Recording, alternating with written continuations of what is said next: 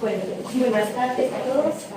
Mi presentación va a ser breve y después Mariano nos va a explicar un poco más de los mecanismos fisiopatológicos y nos va a presentar unos casos interesantes. Bueno, la terapia con oxígeno hiperbárico se basa en aumentar la presión de oxígeno en la sangre, y eso permite que haya una mayor cantidad de oxígeno que difunda hacia todos los tejidos. Esto es una presión atmosférica mayor de 1 y aumenta 20 veces más la concentración de oxígeno en las células. Después Mariana nos va a explicar bien el mecanismo fisiopatológico. Pero básicamente es que esa mayor concentración de oxígeno en las células permite detener, o sea, mejorar la respuesta inflamatoria, mejorar la función inmune por parte de los polimorfos nucleares. También tiene un efecto antibacteriano, y eso porque mejora la actividad, el transporte activo de algunos antibióticos como los aminoglucósidos, que son oxígeno dependientes, o el rol de los beta-lactámicos o de las quinolonas o del trimetroprima. También tiene un efecto antibacteriano, y eso es porque estimula la producción de radicales de oxígeno tóxico, pero también, como vamos a ver, inhibe la producción de algunas toxinas como la alfa-toxina en el Clostridium. Restaura también la función de los polimorfos nucleares y también favorece la cicatrización de algunas heridas, y eso porque tiene el oxígeno hiperbárico un efecto que estimula la formación de fibroblastos y a su vez la formación de colágeno.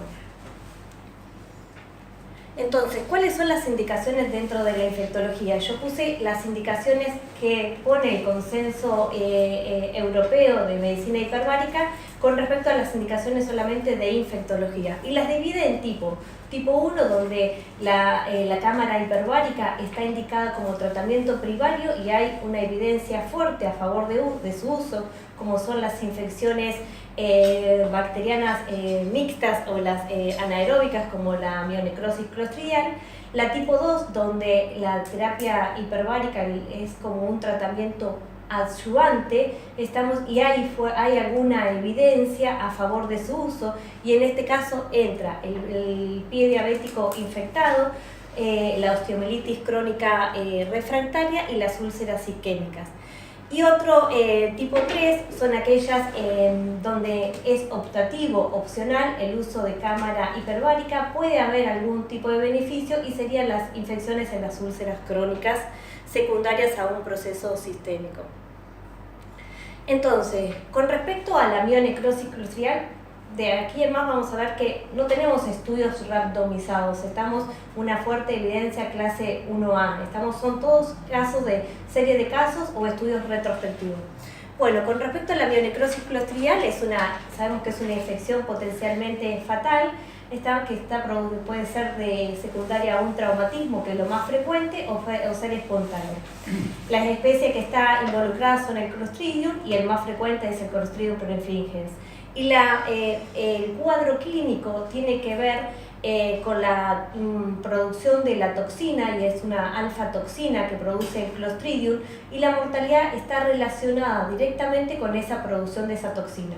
Esa toxina, la alfa-toxina, es una fosfolipasa, que lo que hace es degradar la pared de las membranas celulares y producir una necrosis licuefactiva. Y también lo que produce es una vasoconstricción local, eso hace que se produzca una agregación plaquetaria, los polimorfos nucleares se queden ahí adentro de los vasos, y eso lleva a la oclusión de los vasos. Entonces, por eso es importante que en estos casos el oxígeno hiperbárico ha mostrado que detiene la producción de la alfa-toxina. Cuando uno pone a un paciente en una cámara hiperbárica con una presión atmosférica de 3, se alcanza una concentración mayor de 250 mililitros de mercurio, y eso inhibe la producción de la toxina.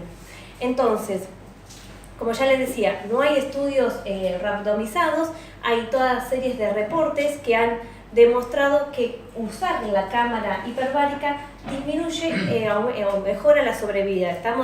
La mortalidad descrita es diferente en los trabajos, es de un 11 a un 25% con el uso de cámara hiperbárica, y sin el uso de cámara hiperbárica la mortalidad es mayor de 45%.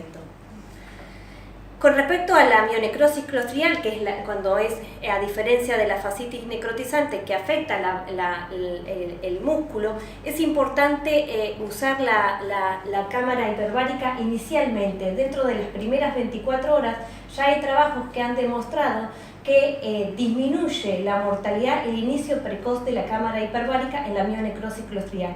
¿Por qué? Porque para la producción de toxina, entonces permite delimitar bien el tejido que está sano del tejido necrótico. Entonces, en un segundo paso, cuando el cirujano hace la toaleta quirúrgica, le permite tener una mejor delimitación de ese tejido.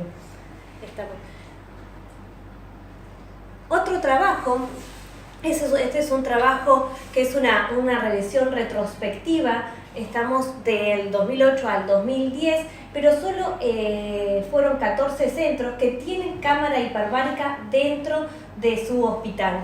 En esto, en un análisis univariado, ellos vieron que el utilizar la cámara hiperbárica en pacientes con infecciones necrotizantes aumentaba la sobrevida.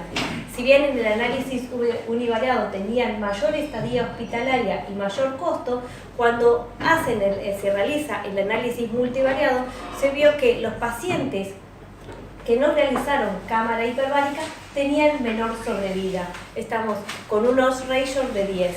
Y a su vez, los pacientes que tenían un score clínico alto tenían mayor mortalidad. Y dentro de las comorbilidades que se asoció significativamente a la mortalidad es el tener una enfermedad vascular periférica, tenía unos ratios de 2.2. Y los pacientes que no tenían seguro médico también tenían un aumento de la mortalidad, y eso tiene que ver por el retraso al inicio del tratamiento, el acceso tardío a la atención médica. Esto es una revisión de la CUNCRE, que en realidad lo único que ellos quisieron evaluar es la tasa de cura utilizando la cámara hiperbárica local a la cámara hiperbárica sistémica, y no vieron ninguna diferencia en cuanto a la tasa de curación. En cuanto a fascitis necrotizante, donde también es una... ¿Qué se llama cámara hiperbárica local? En realidad la cámara hiperbárica local dentro de la sociedades de medicina hiperbárica no la considera directamente como una medicina así. Exacto. Sí. Dentro de las fascitis necrotizantes hay también muchos trabajos, también son series de casos retrospectivos o report de casos, y la mortalidad varía. En algunos trabajos ha disminuido con el uso de cámara hiperbárica, y en otros no ha habido diferencia en cuanto a la mortalidad. Si bien en algunos trabajos se ha observado que los pacientes que realizaron oxígeno hiperbárico tuvieron menor necesidad de debridamientos quirúrgicos, y algunos tuvieron menor tasa de amputación.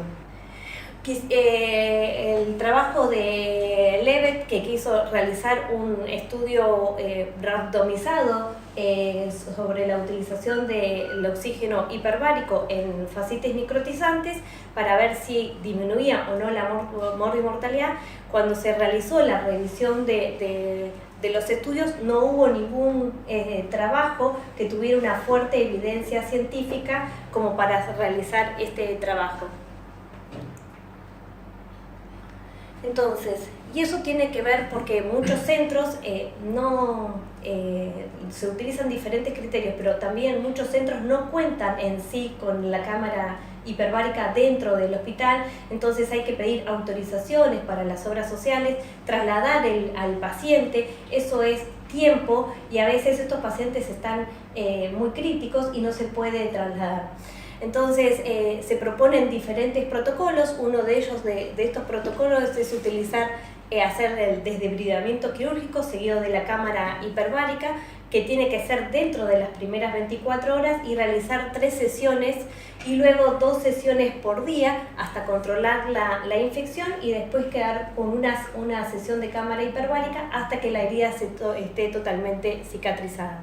Como mínimo se propone 10 sesiones y es el mantenimiento hasta el cierre de la herida. En cuanto a la utilización en las osteomielitis crónicas refractarias, que está definida aquella osteomielitis cuando uno le dio el tratamiento adecuado, realizó el desbridamiento, está con el antibiótico adecuado, pero a pesar de 4 a 6 semanas de tratamiento persiste o recurre. En eso se plantea el uso del oxígeno hiperbárico, y el raciocinio de por qué se utilizaría es que el hueso, se ha visto en varios trabajos experimentales, es que el hueso infectado tiene una menor tensión de oxígeno, tiene menos de 21 milímetros de mercurio, y eso hace que la respuesta inmune se inactive, disminuye la fagocitosis y la erradicación, por ejemplo, de Staphylo aureus con una menor tensión de oxígeno. Entonces, el oxígeno hiperbárico promovería la función de los osteoclásticos, favorece la penetración de los antibióticos y estimula la neovascularización. El éxito de utilizar la terapia de oxígeno hiperbárico, la tasa de remisión, dependiendo de las diferentes series, va de 85 a 90% de los casos.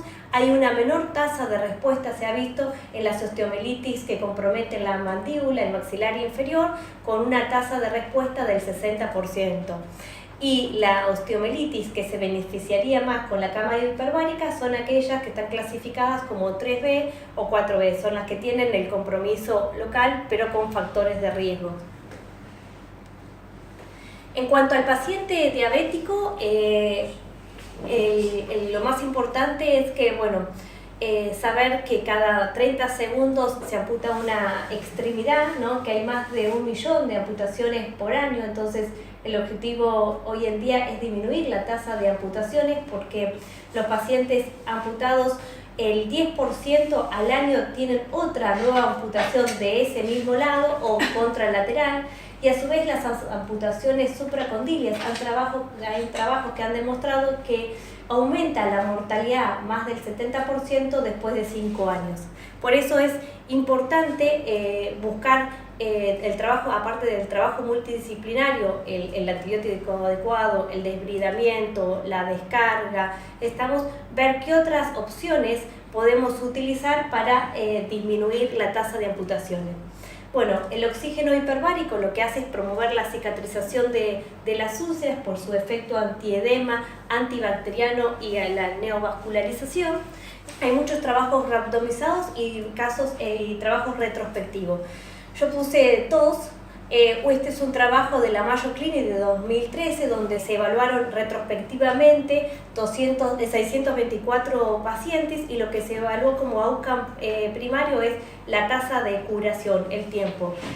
La cicatrización a corto plazo y la cicatrización a largo plazo. Y ellos definieron la cicatrización a corto plazo menos de 6 meses y la cicatrización a largo plazo al año. Y vieron que los pacientes que usaban cámara hiperbárica tenían mejor tasa de cicatrización precozmente y tardíamente.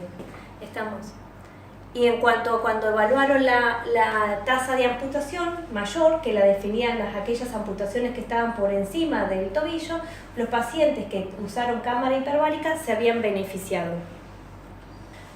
Después, un trabajo del 2015 de la Concrate, ellos también evaluaron 5 trials randomizados que incluían 205 pacientes con un pie diabético infectado, y ellos vieron que con el uso de cámara hiperbárica tenían mejor cicatrización pero precoz, y ellos la definieron en este caso 6 semanas, a diferencia de los otros trabajos donde utilizan 6 meses. Y cuando evaluaron la tasa de amputación no vieron ninguna diferencia significativa en cuanto al uso de la cámara hiperbárica versus el grupo control. Entonces, la indicación en pie diabético debería ser cautelosa y tomarse siempre en conjunto con las otras técnicas de manejo, que es lo que habíamos hablado, que es el desbridamiento meticuloso, las técnicas de curación, las descargas, el control de la glucemia, la nutrición y el tratamiento antimicrobiano. Otro parámetro que uno debería evaluar si se puede utilizar para la indicación de la cámara hiperbárica es la tensión, es la oximetría transcutánea de oxígeno, que se ve que los pacientes que tienen tensión, que alcanza una tensión de oxígeno transcutánea mayor de 200 milímetros mercurio con la cámara hiperbárica, tienen más posibilidades de éxito terapéutico. En cuanto a la indicación de la mucormicosis, uno observa más frecuentemente la mucormicosis de origen rinosinusal. La cámara hiperbárica, el oxígeno hiperbárico sería fungistático. No hay estudios randomizados, esto es serie de casos. Se vio que la combinación, el tratamiento antifúngico más el desbridamiento y la cámara hiperbárica tenían mejores resultados, y esos mejores resultados se observan sobre todo en pacientes diabéticos y una menor tasa de respuesta en los pacientes con enfermedad oncohematológica. En cuanto a los abscesos cerebrales, hay también reportes de casos de utilización del oxígeno hiperbárica, sobre todo en los abscesos cerebrales bacterianos, que son múltiples y profundos, que no se los puede drenar en forma quirúrgica, y el oxígeno hiperbárico lo que haría es inhibir el crecimiento de los anaerobios y tendría un efecto de reducir el edema, y eso tiene que ver por la hiperoxia que produce la vasoconstricción. Sí se ha visto que cuando uno aplicaba la cámara hiperbárica disminuía la tasa de reoperaciones y la duración de los antibióticos en los pacientes con abscesos cerebrales.